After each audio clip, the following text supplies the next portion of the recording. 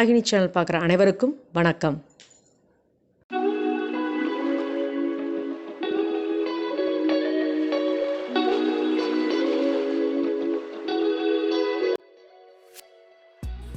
இப்போ நம்ம சீப்பம்பால் ரெசிபி பார்க்க போகிறோம். நோட் பண்ணுங்கப்பா பின்றாம்பா. அதுக்கு தேவையான பொருள்லாம் பார்க்கலாம். சீப்பம்பால் 1/4 லிட்டர், அதே மாதிரி அதே அளவான 1/4 கிலோ நாட்சக்கரை, ஏலக்காய் 3, கொஞ்சோண்டு குங்குமப்பூ, அவ்வளோதான் இதுக்கு. சூப்பராக இருக்கும். வாங்க வீடியோக்குள்ளே போகலாம். ஃபஸ்ட்டு நாட்சக்கரையை பாலில் மிக்ஸ் பண்ணிக்கோங்க. ஏன்னா குப்பையெல்லாம் இருக்கும் இல்லையா நாட்சக்கரையில், அதெல்லாம் நம்ம எடுத்துடணும் வடிகட்டிட்டு. நல்லா கரைஞ்சப்புறம் வடிகட்டிடணும்.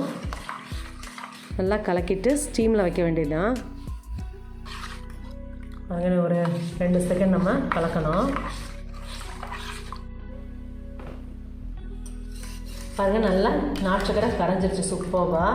இதை வடிகட்டிக்கணும்.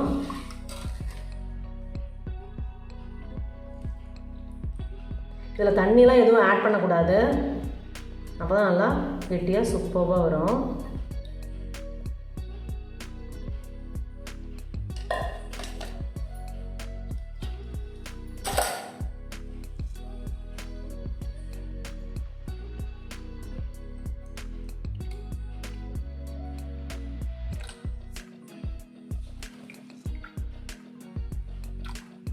எல்லோரும் ஒரு கிண்ணத்தில் வைப்பாங்க.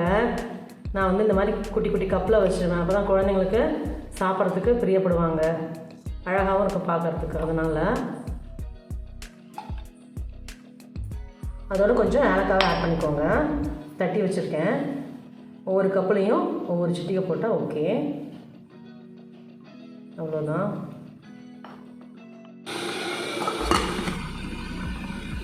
ஒரு 10 நிமிஷம் ஆகும். சூப்பராக வந்திருக்கு பாருங்கள், செம்மையாக இருக்குது. ஒட்டாமல் வந்தாச்சு. நான் ஒரு பிளேட்டுக்கு மாதிரி உங்களுக்கு காமிக்கிறேன். சீப்பம்பால் ஸ்வீட் ரெசிபி சூப்பராக வந்திருக்கு பாருங்கள். பார்க்கறதுக்கு எவ்வளோ அட்ராக்டிவாக சூப்பராக இருக்குன்னு.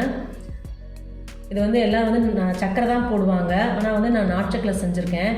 நீங்களும் இதே மாதிரி வீட்டில் ட்ரை பண்ணி பாருங்கள். உங்களுக்கு எப்போ பால் கிடைக்குதோ அப்போ நீங்கள் செஞ்சு பார்க்கலாம். என்னோடய வீடியோ டெய்லி 2:15 வந்துடும். கண்டிப்பாக பாருங்கள். மறக்காமல் சப்ஸ்கிரைப் பண்ணுங்கள். மறக்காமல் பெல் ஐக்கானையும் கிளிக் பண்ணிவிடுங்க. Good food good life. Thank you. இந்த வராகினி சேனலை பார்க்குற நீங்கள் ஷேர் பண்ணுங்கள், லைக் பண்ணுங்கள், சப்ஸ்கிரைப் பண்ணுங்கள்.